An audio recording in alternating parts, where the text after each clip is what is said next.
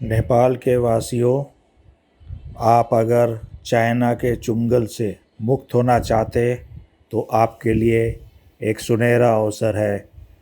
तुरंत भारतवर्ष को ज्वाइन कर लीजिए, भारत का हिस्सा बन जाइए, इसमें आपकी भलाई है।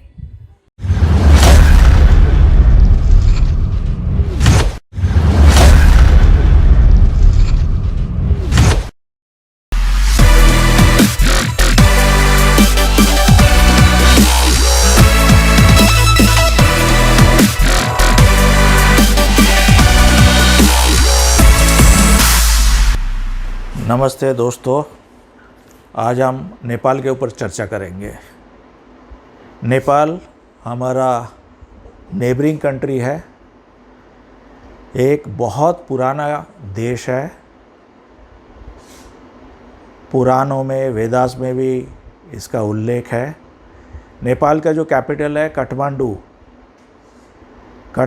2000 साल से भी ज़्यादा पुराना शहर है। नेपाल का पॉपुलेशन आज के दिन में लगभग 3 करोड़ है और इतनी छोटी सी कंट्री में आप सरप्राइज हो जाएंगे, 123 भाषा यानी कि 123 डायलेक्ट्स, लैंग्वेजेस बोले जाते हैं। नेपाल पहले से ही एक हिंदू राष्ट्र रहा है, बट कुछ साल पहले जब इसका कॉन्स्टिट्यूशन बनाया गया तब हिंदू राष्ट्र से इसको बदल के एक सेकुलर कंट्री का दर्जा दिया गया। पर इस देश का 80% से ज़्यादा लोग हिंदूज़ हैं। आज के दिन में नेपाल दुनिया का one of the poorest countries है। पुअरेस्ट 25 कंट्रीज़ का लिस्ट में नेपाल का नाम आता है। 3 करोड़ पॉपुलेशन में से करीब 1 करोड़ पॉपुलेशन पॉवर्टी लाइन से नीचे है। उनका डेली एवरेज इनकम $1 या $2 से कम है। इंफ्रास्ट्रक्चर नहीं है, एजुकेशन बहुत कम है। नेपाल का जो एनुअल बजट है उसका सिर्फ 6% एजुकेशन के लिए अलॉट किया जाता है। पॉलिटिकल सिस्टम बहुत ही फ्रेजाइल है। पिछले 17 साल में 17 प्राइम मिनिस्टर आए हैं, गए हैं। गवर्नमेंट इज़ वेरी अनस्टेबल क्योंकि हायर एजुकेशन बहुत कम है और जो थोड़ा सा एजुकेटेड हो जाते हैं उनके लिए एम्प्लॉयमेंट अपॉर्चुनिटीज़ बहुत कम है। तो रोज़ के दिन में एवरेज 1500 नेपालीज देश के बाहर चले जाते हैं। About 1% of population goes out for higher education, mainly India चले जाते हैं। नेबरिंग कंट्री है, कोई पासपोर्ट वीज़ा नहीं चाहिए, इंडिया चले जाते हैं। और ट्रेडिशन रहा है पिछले कई 100 सालों से, 200 सालों से, जब से इंडियन आर्मी बना है, गोरखा रेजिमेंट्स है, बहुत सारे Nepali citizens Indian army join करते हैं। और जो नेपाली सिटीजन्स है, अदरवाइज़ जो इंडियन आर्मी ज्वाइन नहीं करना चाहते, बहुत सारे ऐसे हैं जो इंडिया में आके रह रहे, बिज़नेस कर रहे, जॉब्स कर रहे और यहाँ से और बाहर के कुछ कंट्रीज से पैसा भेजते हैं। क्योंकि एक्सट्रीम प्रॉवर्टीज़ है नेपाल में और सदियों से चले आ रहा है, तो चाइल्ड मैरिज ऐसे तो कानूनी तौर से बैंड है नेपाल में, बट चाइल्ड मैरिज चुपके से बहुत होता है। चाइल्ड लेबर बहुत ही रैम्पेंट है। और जो कर्ज़ एक फैमिली को दिया जाता है लेनदारों से, उसका कर्ज़ फैमिली के ऊपर चलता रहता है और ये पीढ़ियों तक चलते रहता है। इसके मतलब बॉन्डेड लेबरर्स या स्लेवरी जिसको बोले, वो बहुत रैम्पेंट है, बहुत ज़्यादा कॉमन है नेपाल में। सोशल अवेयरनेस बहुत कम है क्योंकि रगेड टेराइन है, बहुत हाई हिल फीचर्स है, कनेक्टिविटी बहुत पुअर है, इंटरनेट कनेक्टिविटी भी बहुत कम है।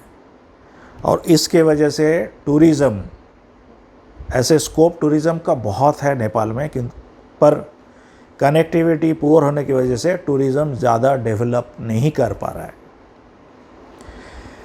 ऐसे तो नेचुरल रिसोर्सेज, खनिज बहुत ही कम है नेपाल में, पर नेपाल के पास एक एसेट है जो अनटैप्ड है। नेपाल का water resources, fresh water storage underground और ओवरग्राउंड दुनिया में सेकंड नंबर पे आता है। पूरा दुनिया का फ्रेश वाटर स्टोरेज का 3% नेपाल में है, पर आज के दिन में नेपालीज़ को पानी नहीं मिलता है। करीब 50% लोगों को फ्रेश वाटर मिलता ही नहीं है और 20% लोगों को टैप वाटर मिलता है, दिन में सिर्फ 2 या 3 घंटे के लिए। उधर बहुत सारे डैम बना सकते हैं, हाइडल पावर प्रोजेक्ट्स बहुत हो सकता है, इलेक्ट्रिसिटी सरप्लस हो सकता है, बट नेपाल में पावर कट बहुत कॉमन है। नेपाल का एक्सपोर्ट्स बहुत कम है क्योंकि इंडस्ट्रीज़ कम है। जो भी एक्सपोर्ट्स होता है वो पश्मीना का है और कुछ क्राफ्ट्स है, होममेड क्राफ्ट्स, हैंडीक्राफ्ट्स। उसके तुलना में इंपोर्ट बहुत ज़्यादा होता है क्योंकि नेपाल का इकोनॉमी रन करता है टूरिज़्म और एग्रीकल्चर के तरीके से। टूरिज़्म 51% है, एग्रीकल्चर करीब 28% है और इंडस्ट्रीज़ बहुत कम है, ओनली 17%। क्योंकि ये इंपोर्ट और एक्सपोर्ट का इम्बैलेंस है, बहुत ग्रॉस इम्बैलेंस है, तो नेपाल को फॉरेन से एड लेना पड़ता है, डोनेशंस लेना पड़ता है। ये कंट्री बहुत सालों से डोनेशंस के ऊपर और फॉरेन एड के ऊपर, एफडीआई के ऊपर चल रहा है। क्योंकि कुछ साल पहले इंडिया के साथ पॉलिटिकल प्रॉब्लम्स हो गया था, कुछ इश्यूज आ गए थे, तो नेपाल अपना दूसरा नॉर्दर्न नेबर चाइना की तरफ झुक गया। आज के दिन में नेपाल में जितना फॉरेन डायरेक्ट इन्वेस्टमेंट्स है, एफडीआईज, उसका 93%, यानी कि अगर क्वांटिफाई करें तो $88 मिलियन चाइना से आया हुआ है। और हम सबको पता है चाइना एक कैपिटलिस्ट कंट्री है, किसी को फ्री में कोई डोनेशंस नहीं देता है, ये उसका इन्वेस्टमेंट है।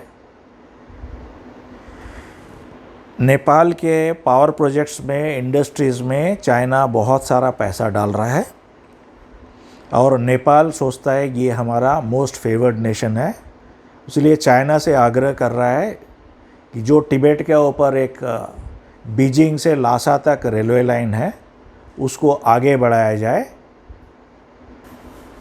वो लासा वाला रेलवे लाइन करंग, जो कि नेपाल चाइना बॉर्डर में आता है, होके काठमांडू और राइट अप टू लुम्बिनी, जो कि नेपाल इंडिया बॉर्डर में आता है, जो बहुत ही फेमस एक टूरिस्ट स्पॉट है, लॉर्ड बुद्धा का जन्म स्थान है, लुम्बिनी तक बढ़ाया जाए।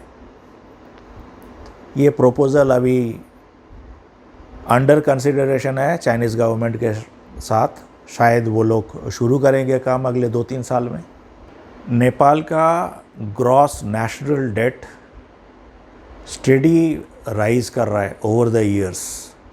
2010 में ये करीब $6,500 मिलियन था, जो कि 35% ऑफ जीडीपी था। 2019 में ये बढ़ के $11,326 मिलियन हो गया, जो कि 33% ऑफ जीडीपी है।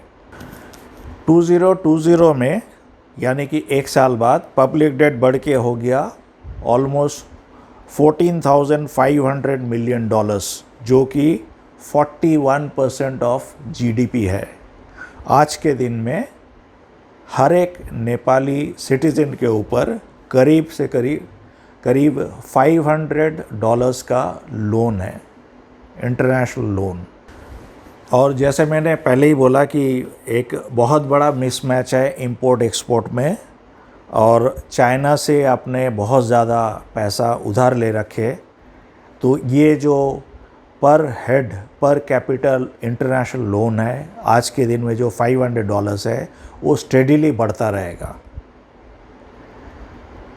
और क्योंकि एक स्टेबल गवर्नमेंट नहीं है तो प्रॉपर इकोनॉमिक पॉलिसीज़ नहीं है, उसका इम्प्लीमेंटेशन ठीक से नहीं होता है, इंफ्रास्ट्रक्चर डेवलपमेंट ठीक से नहीं हो रहा है, तो आपका कंट्री धीरे धीरे और नीचे चला जाएगा और शायद अगले 5 से 10 साल के अंदर may be the poorest country बन के रह जाएगा। आप लोग में से जितने थोड़ा पॉलिटिकली अवेयर है, न्यूज़पेपर्स पढ़ते हैं या टीवी में न्यूज़ रिपोर्ट्स रेगुलरली देखते रहते हैं, आपको पता है कि चाइना से पैसा उधार लेने के बाद एक छोटा सा कंट्री है जिबूती अफ्रीका में, उसका क्या हाल हुआ, ऑलमोस्ट चाइना की तरफ बिक गया। श्रीलंका अपना कोलंबो का सी पोर्ट डेवलप करने के लिए चाइना से अच्छी खासी उधार ले रखे थे, उनका रीपेमेंट में डिफ़ॉल्ट हो गया, तो चाइना ने क्या किया, आज के दिन में श्रीलंकन पोर्ट सिटी एक एक्सटेंडेड टेरिटरी बन गया चाइना का। पाकिस्तान आपको पता है चाइना का बहुत बड़ा फ्रेंड है, बहुत पुराना फ्रेंड है, और उसका रिश्ता चाइना से खाली पैसा उधारी का है। पाकिस्तान इतना पैसा उधार ले रखे चाइना से और पेमेंट नहीं कर पा रहे, तो आपको शायद पता होगा ग्वादर पोर्ट चाइना ने हड़प लिया है। अभी Chinese naval ships Gwadar port में घूमते रहते हैं। पाकिस्तान का 4 इंटरनेशनल एयरपोर्ट्स गिरवी रखा हुआ है चाइना के पास। चाइना किसी को छोड़ता नहीं है, माफ़ नहीं करता। आप उसके नेबरिंग कंट्री है, इसका मतलब नहीं आप उसके छोटे भाई हो गए, आपके साथ खून माप, आप पैसा चुकता नहीं कर पा रहे तो आपको छोड़ देंगे, नहीं होगा। धीरे धीरे अभी चाइना आपके साथ बहुत फ्रेंडली बिहेव कर रहा है, बट धीरे धीरे आप जैसे रीपेमेंट में डिफ़ॉल्ट करना शुरू करेंगे, जो कि तय है, कोई नहीं रोक सकता इससे, क्योंकि आपका इनकम और एक्सपेंडिचर का जो डेफिसिट है वो बहुत ज़्यादा है और बढ़ रहा है। तो चाइना धीरे धीरे आपका दोस्त से आपका मास्टर बन जाएगा। आपके बड़े बड़े प्रोजेक्ट्स, एयरपोर्ट्स, इंस्टॉलेशंस, सारा कुछ टेक ओवर कर लेगा। और चाइना अगर रेलवे लाइन बनाता भी है, जो ऑब्वियसली पूरा चाइना का इन्वेस्टमेंट से ही बनेगा लुम्बिनी तक, वो कभी भी ज़रूरत पड़ने से चाइना यूज़ करेगा अपना चाइनीज़ आर्मी को इंडिया का बॉर्डर तक भेजने के लिए। आप इनसे रोक नहीं पाएंगे। फिर क्या होगा, क्योंकि आप अनस्टेबल है, आप पुअर है, आप वीक है, एक दिन नेपाल चाइनीज़ टेरिटरी बन जाएगा। जैसे तिब्बत में उन्होंने ज़बरदस्ती घुस गए 1950s में, बाई फोर्स घुस गए और पुअर इनोसेंट डोसाइल टिबेटन्स को मार के काट के पूरा कंट्री को हड़प लिया। एक दिन पैसे के बलबूते से आपको पूरा नेपाल को हड़प लेगा। अगले 10 साल में नेपाल चाइनीज़ टेरिटरी बन के रह जाएगा। क्या आप चाहते हैं चाइना का पार्ट होना? जी पाएंगे आप? जहाँ पे फ्रीडम बोल के कोई चीज़ नहीं है, सब कुछ सरकारी है, आप मुंह खोल के बात नहीं कर सकते, कुछ बोल नहीं सकते गवर्नमेंट के अगेंस्ट में, आपको मार दिया जाएगा, तो आप क्या करेंगे? मेरे प्यारे नेपाली भाइयों और बहनों, मैं आप सबसे यही आग्रह करना चाहता हूँ कि आप अगर कंप्लीट चाइनीज़ टेकओवर से बचना चाहते हैं, जो कि अगले 10 साल में शायद एक रियलिटी बन जाएगा नेपाल के लिए, तो आपके पास एक ऑल्टरनेट है जो शायद आपको थोड़ा सा अजीब लगेगा सुनने में कि किसी ने बोला नहीं होगा, क्योंकि आज मैं बोल रहा हूँ। I believe in strategic thinking. ये मेरा सोच है, अपना सोच है, मैं आपको बता रहा हूँ प्लीज़ इसमें गौर कीजिएगा। जैसे हम सब जानते हैं और मैंने शुरू में ही बोला कि इंडिया और नेपाल हमेशा एक दूसरे का अच्छे नेबर्स रह चुके हैं। हाँ, पिछले कुछ सालों में because of thanks to madam Sonia Gandhi and वो पशुपतिनाथ टेम्पल में जो थोड़ा सा प्रॉब्लम्स हुआ था उसकी वजह से हमारे रिश्ते बिगड़ गए थे। फिर वो मदिशास के चक्कर में और कुछ और थोड़ा बिगड़ गया था, कुछ इकोनॉमिक प्रॉब्लम हो गया था, फाइनेंशियल इश्यूज़ आ गया था आपके कंट्री में। वो सब साइड में रखिए, आप ध्यान से सोचिए। आज के दिन में आपके पास एक मेजर ऑल्टरनेटिव है। क्या?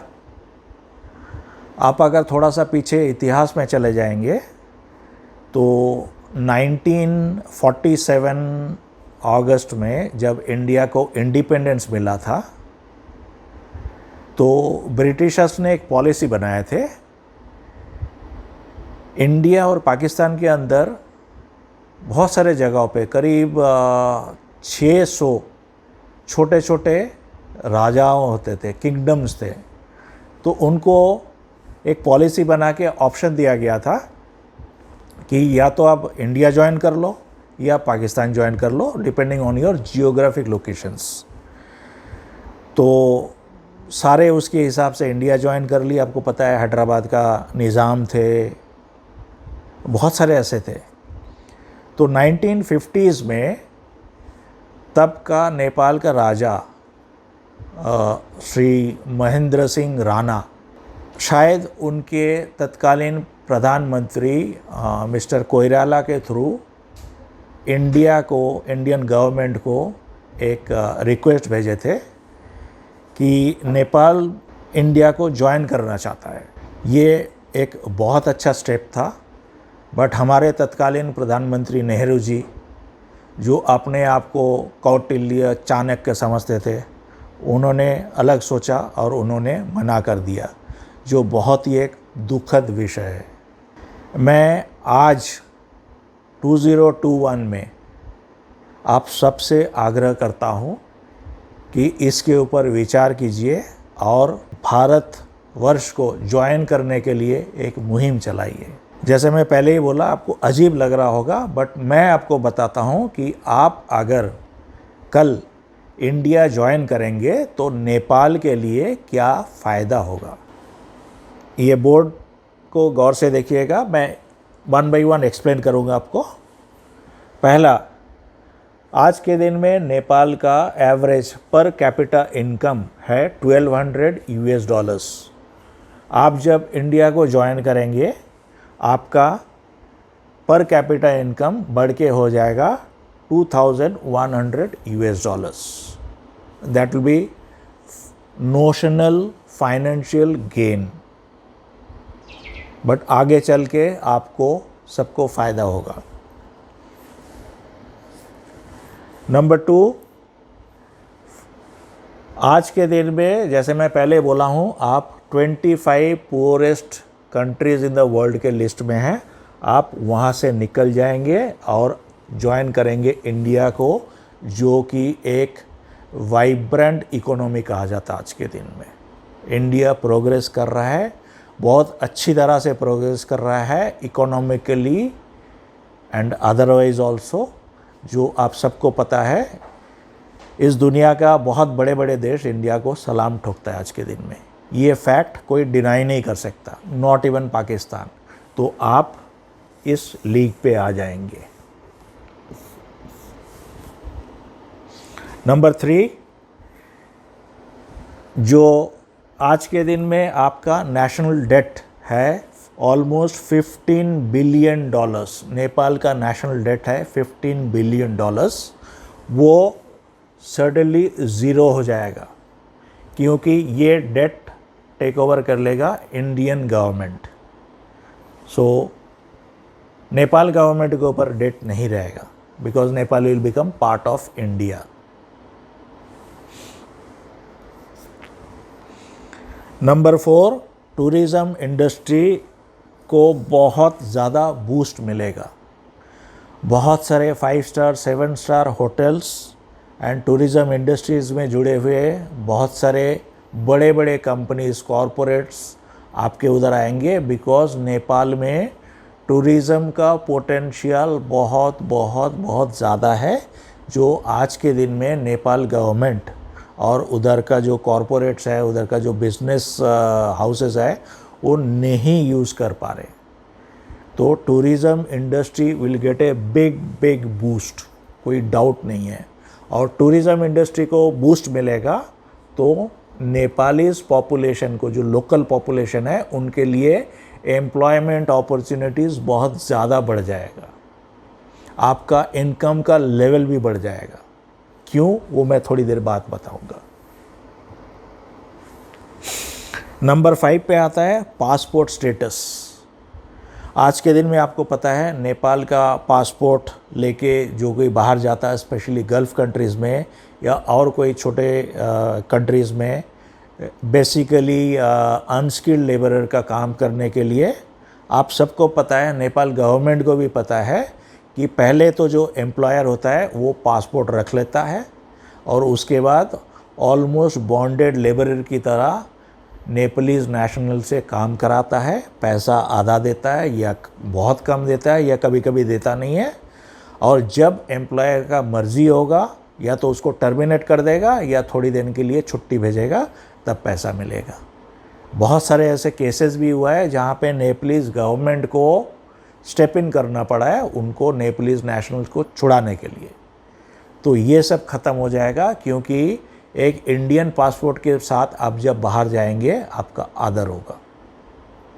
आपको पता है lakhs of Indians gulf countries में जॉब कर रहे, खुश है, और दुनिया के बहुत सारे कंट्रीज़ में जा रहे हैं। हर जगह पे इंडियन पासपोर्ट का सम्मान होता है।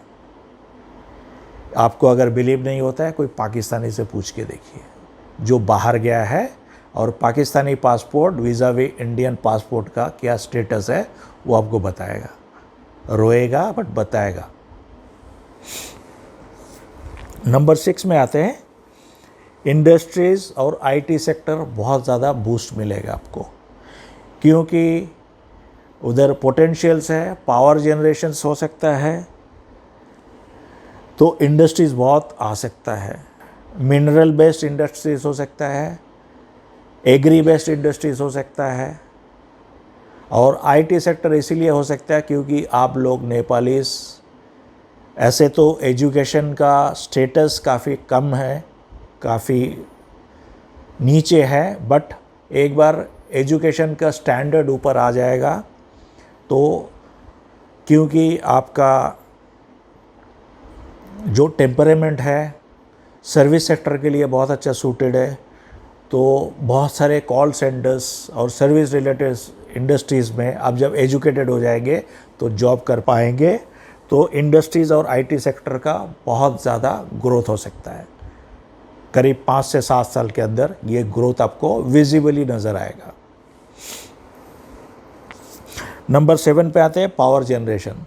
जैसे मैंने बोला आपको कि आपके पास वाटर रिसोर्सेज बहुत है, बहुत सारे डैम बन सकता है, हाइड्रो इलेक्ट्रिसिटी बहुत ज़्यादा जनरेट हो सकता है।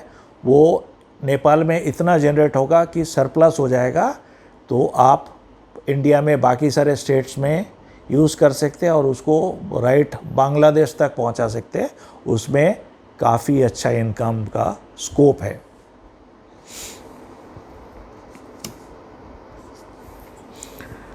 नंबर 8 पे आता है पोर्टेबल वाटर सप्लाई। जैसे मैंने आपको शुरू में बोला कि आपके पास वाटर रिसोर्सेज, फ्रेश वाटर बहुत है, बट पाइपलाइन का कनेक्टिविटी नहीं है, इंफ्रास्ट्रक्चर डेवलपमेंट नहीं किया है, तो बहुत कम परसेंटेज ऑफ नेपालीज को पोर्टेबल वाटर पाइपलाइन के थ्रू मिलता है। ये सब प्रॉब्लम बिल्कुल सॉल्व हो जाएगा। मोदी जी के गवर्नमेंट सबके लिए केयर करते हैं, वो आपको तुरंत पता चल जाएगा। सो वाटर क्राइसिस का जो सिचुएशन है वो बिल्कुल ही ख़त्म हो जाएगा। Number 9 LPG for poor families.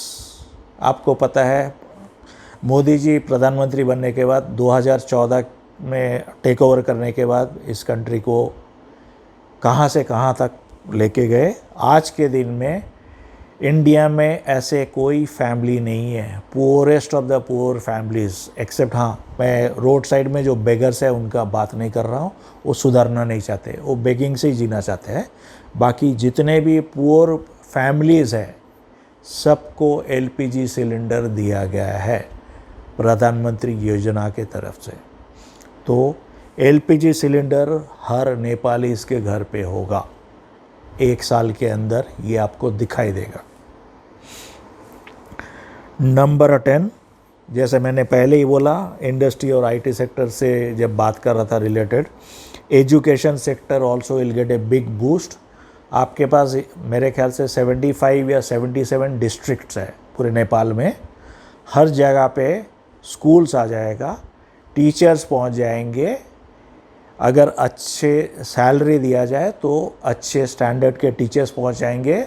आपके बहुत सारे एजुकेटेड नेपालीज जो आज के दिन में बाहर काम करने के लिए बाध्य है, फोर्स्ड है, क्योंकि उनके पास और कोई चारा नहीं है, वो खुद वापस आएंगे,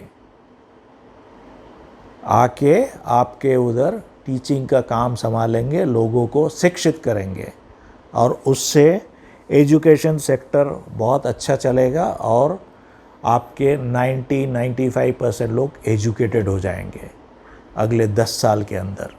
literacy rate will shoot up in Nepal, उसमें कोई डाउट नहीं है। आपको पता है मोदी जी आने के बाद से इवन श्रीनगर वैली में रेल कनेक्टिविटी के ऊपर ज़ोर तौर से काम चल रहा है। अगले कुछ सालों के अंदर जम्मू से लेके डायरेक्ट श्रीनगर तक रेलवे नेटवर्क चालू हो जाएगा। उसी हिसाब से नेपाल के अंदर जो इनएक्सेसिबल एरियाज़ है आज के दिन में रोड और रेलवे कनेक्टिविटी अच्छी तरह से बनाया जाएगा। नंबर 12, थोड़ा सा इमोशनल सेंटिमेंटल पॉइंट है ये। नेपाल के साथ इंडिया का कई हज़ारों सालों से जो बोलते हैं रोटी बेटी का रिश्ता है, उसमें बहुत ज़्यादा और प्रोग्रेस मिलेगा। क्योंकि आज के दिन में किसी से शादी कराना है, हम सोचते हैं अरे नेपाल फॉरेन कंट्री है, आप भी सोचते हैं नहीं फॉरेन कंट्री इंडिया, उधर शादी कराना है, ये सब निकल जाएगा। रोटी बेटी का रिश्ता और ज़्यादा बढ़ेगा। नंबर 13, ये बहुत ही सेंसिटिव पॉइंट है, ये मेरा मानना है और शायद आप लोग जब कोशिश करेंगे इंडियन गवर्नमेंट भी मानेंगे। आज के दिन में नेपालीज़ आर्मी के पास 95,000 स्ट्रेंथ है, ऑफिसर्स और सिपाही जवान्स मिला के।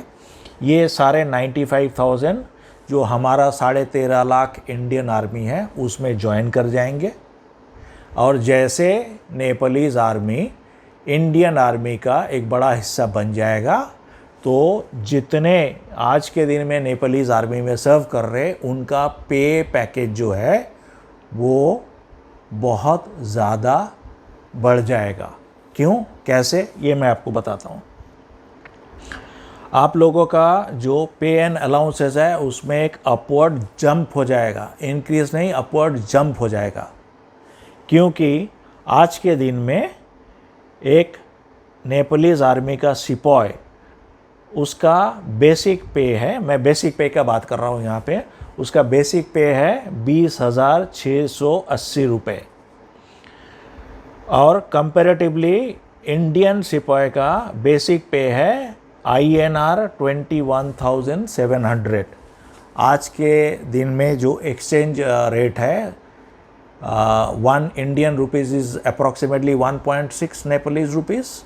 उसके हिसाब से एक नेपालीज़ आर्मी का सिपाही जो है उसका बेसिक पे 20,680 से बढ़ के हो जाएगा 34,720 रुपीज़। आप देखिए कितना जंप है, ऑलमोस्ट 1.5 टाइम्स बेसिक पे में। सिमिलरली जो पर्सनल बिलो ऑफिसर्स रैंक जो हम बोलते हैं PBORs, उसमें जो सबसे ऊपर का रैंक है सूबेदार मेजर। नेपाल आर्मी का सूबेदार मेजर का बेसिक सैलरी है 33,650 रुपीज़।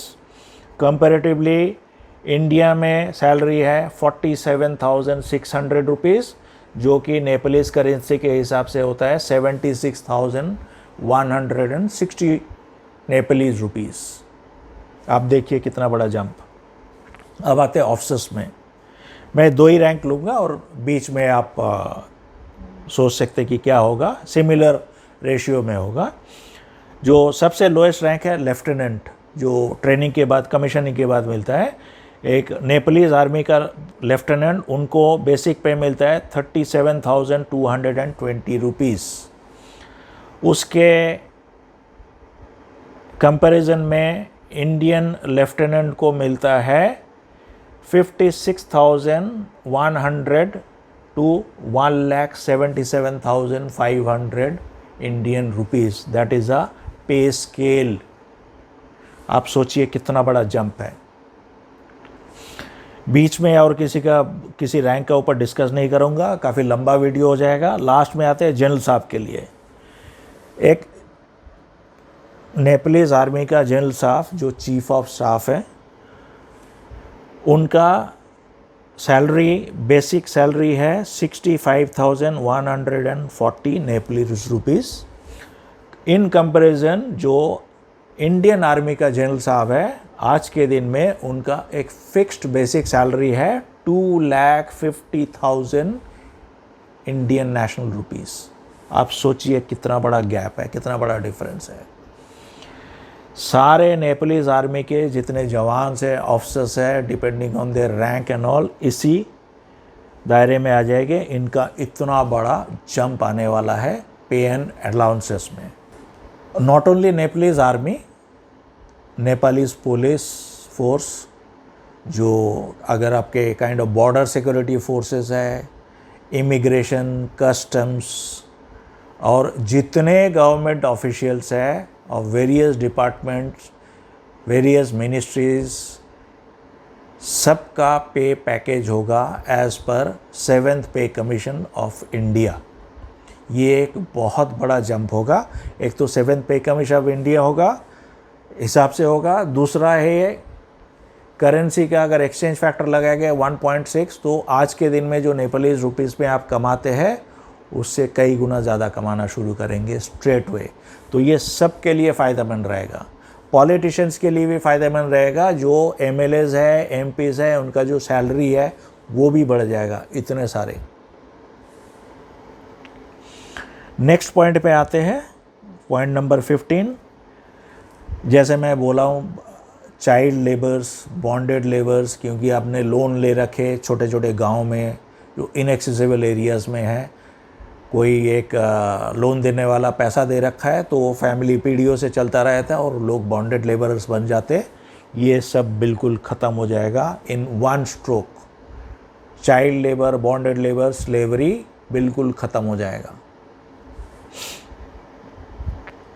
नंबर 16, इंडिया में आज के दिन में जितने सारे प्रधानमंत्री योजनाएं हैं, लोन लेने के लिए, बाकी सारे जो एड मिलता है, जो फाइनेंशियल असिस्टेंस मिलता है बिज़नेस स्टार्ट करने के लिए, कुछ भी आप बोलिए, जितने सारे योजनाएं हैं, सारा आप लोगों के लिए, आप सब के लिए एप्लीकेबल हो जाएगा।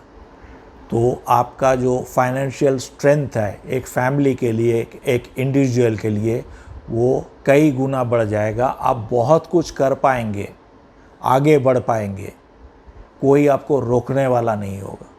क्योंकि इंडिया में रैग्स टू रिचेस स्टोरीज़ बहुत है। हमारे पास लाखों ऐसे हैं जो बिल्कुल गरीब थे, वहाँ से जाके आज करोड़ों कमा रहे हैं। आप भी उसमें शामिल होंगे क्योंकि अपॉर्चुनिटीज़ है। इंडिया एक बहुत बड़ा कंट्री है, बहुत ही खुले दिल के कंट्री है। सबको वेलकम करते, सबको सुविधा मिलता है आगे बढ़ने के लिए, ऊपर जाने के लिए। और लास्टली एक बहुत ही वैलिड पॉइंट है कि स्टेबल गवर्नमेंट होगा आपका, जो भी गवर्नमेंट बनेगा, नेपालीज गवर्नमेंट, स्टेट गवर्नमेंट, वो बहुत स्टेबल गवर्नमेंट होगा और डेमोक्रेसी बहुत ही डीप रूटेड है इंडिया में। तो गवर्नमेंट जब स्टेबल होगा, सारे पॉलिसीज़ के ऊपर, सारे रूल्स लॉज के ऊपर ध्यान दिया जाएगा, काम अच्छा बनेगा, पैसा चारों तरफ सही तरीके से बांटेगा। तो आप सारे नेपालीज़ के लिए, आप जिस भी स्टेटा में हैं, आप जो भी कर रहे हैं, आप सब के लिए भारतवर्ष में ज्वाइन करने का फ़ायदे बहुत सारे होंगे। आई होप मैं आपको ठीक तरह से समझा पाया हूँ। जो मेरा मन में है मैंने आपको लिख के इस बोर्ड के थ्रू दिखाया। ऐसे बहुत सारे चीज़ें होंगी जो आप आगे बढ़ पाएंगे, शायद आपके मन में भी आएगा। अंत में आप सब नेपालीज भाई बहनों के लिए मैं फिर रिक्वेस्ट करना चाहता हूँ, आप लोग सोचिए, विचार कीजिए कि मैंने आज आपके पास जो प्रस्ताव रखा वो सही है कि नहीं। आज के दिन में कोई ज़बरदस्ती बाई फोर्स दूसरे कंट्री को टेक ओवर नहीं कर सकता है, बट पैसा उधार देके आप लोगों को स्लेव बना सकता है, जो चाइना कर रहा है बहुत सारे कंट्रीज़ के साथ। इसीलिए मैं आप सबसे यही बोलना चाहता हूँ, अगर आप चाइना का चुंगल से बचना चाहते हैं और ये जो इंक्रीजिंग पर कैपिटा डेट से बचना चाहते हैं और आगे चल के कुछ करना चाहते हैं, आप चाहते आपका देश पॉवर्टी लाइन से बाहर निकले, तो प्लीज़ इसके ऊपर विचार कीजिएगा। आज के दिन में नेपाल में जितने सेलिब्रिटीज़ हैं, जितने बड़े बड़े हस्तियां हैं, कुछ इंसानों का मैं नाम लेना चाहूँगा। मिसेस अनुराधा कोइराला, जिनको नेपाल का मदर टेरेसा कहा जाता है, वो बहुत अच्छे काम कर रहे हैं। मिस्टर कुलबान घिसिंग है, डॉक्टर संदूक रावत जो बहुत अच्छा काम कर रहे हैं, एक ऑप्थाल्मोलॉजिस्ट है। मिस्टर महावीर पुन जो कि वायरलेस नेटवर्किंग के ऊपर काम कर रहे हैं और नेपाल को वायरलेस कनेक्टिविटी से जोड़ने के लिए बहुत अच्छा काम कर रहे हैं। फिर आते हैं मिस्टर उत्तम संजेल जी, जो समता स्कूल्स, समता कॉलेजेस चलाते हैं, जो बैम्बू स्कूल्स के नाम से फेमस है पूरा दुनिया में। मिस्टर विनय राउत जी, जो बहुत ज़्यादा एजुकेटेड है, बट अपना देश सेवा के लिए फॉरेन कंट्री छोड़ के, लुक्रेटिव जॉब छोड़ के काठमांडू में आ गए और साउथ ईस्ट एशिया का पहला रोबो कंट्रोल्ड रेस्टोरेंट चला रहे हैं। आप सबसे और बाकी बहुत सारे सेलिब्रिटीज़ हैं जो इंडिया में रहते हैं आज के दिन में, जैसे मिस्टर उदित नारायण जी है, बहुत ही पॉपुलर सिंगर है हमारे। आचार्य बालकृष्ण जी है, पतंजलि का फेमस, आपको पता है पतंजलि जो स्क्रैच से शुरू करके आज 10,000 करोड़ का बिजनेस चलाते हैं, उसका आई थिंक 95 या 97% आचार्य बालकृष्ण के नाम पे है। और मनीषा कोइराला जी एक बहुत ही जाने माने एक्ट्रेस है बॉलीवुड के, वो भी नेपाल से बिलोंग करते हैं और एक पॉलिटिकल फैमिली से, आपके फेमस एक पॉलिटिकल फैमिली से कनेक्शन भी रखते हैं, मुझे पता है। और finally last but not the least, mister Vinod Chaudhary, जो नेपाल के फर्स्ट बिलियनर है। आप सबसे, आप बड़े बड़े हस्तियां हैं, आप थिंक टैंक्स हैं नेपाल के, और नेपाल गवर्नमेंट में भी जितने सारे पॉलिटिशियंस हैं, आप सबसे मैं रिक्वेस्ट करूंगा, एक बार सोचिए कि आज के दिन में आप भारतवर्ष को ज्वाइन कर लेते तो आपके लिए कितना अच्छा होगा, कितना बढ़िया होगा ये। और ये मैं आउट ऑफ द बॉक्स नहीं बोल रहा हूँ। 1950s में राजा महेंद्र सिंह भी यही चाहते थे कि भारतवर्ष का हिस्सा बने, इसीलिए मैं आग्रह कर रहा हूँ। और ये नहीं कि आप लोग कुछ थिंक टैंक्स ने सोच लिया, 10-12 लोगों ने सोच लिया आप ज्वाइन कर पाएंगे, नहीं। आप लोग अगर सोच लेंगे कि ये बहुत अच्छा आइडिया है, फिर आप लोगों को ऑब्वियसली एक नेशनल रेफरेंडम लेना पड़ेगा, एक पोलिंग करना पड़ेगा, first of its kind in the world, और उसके बाद यूएन में जाके रेजोल्यूशन लेके ज्वाइन करना पड़ेगा। बट आप अगर पोलिंग करते हैं और मेजॉरिटी ऑफ नेपालीज पॉपुलेशन चाहते हैं कि आप लोग नेपाल इंडिया ज्वाइन करेगा, देन प्लीज़ इंडियन गवर्नमेंट को एक रिक्वेस्ट भेजिए, official request, one of its kind. I as an Indian citizen और आपके शुभचिंतक होने के नाते बहुत खुश होऊंगा। मैं सोचूंगा मैंने ज़िंदगी में एक बहुत बड़ा मुकाम हासिल कर लिया। यही मेरा इरादा है और कुछ नहीं है। Thank you very much, hoping to hear from you soon. और प्लीज़ मेरा कमेंट बॉक्स में जाइए। आप मेरा ये वीडियो अगर पसंद नहीं करना चाहते, आप मुझे कुछ उल्टा सीधा बोलना चाहते, प्लीज़ मेरा कमेंट बॉक्स में लिख दीजिए, मैं हंसी खुशी वो सह लूँगा। बट कमेंट्स लिखिए, पर कमेंट से भी ज़्यादा इसके ऊपर विचार कीजिए। और हाँ, आपको अगर ये वीडियो पसंद आए, प्लीज़ लाइक कीजिए, सब्सक्राइब कीजिए और दोस्तों से शेयर कीजिए। Thank you very much. नमस्कार।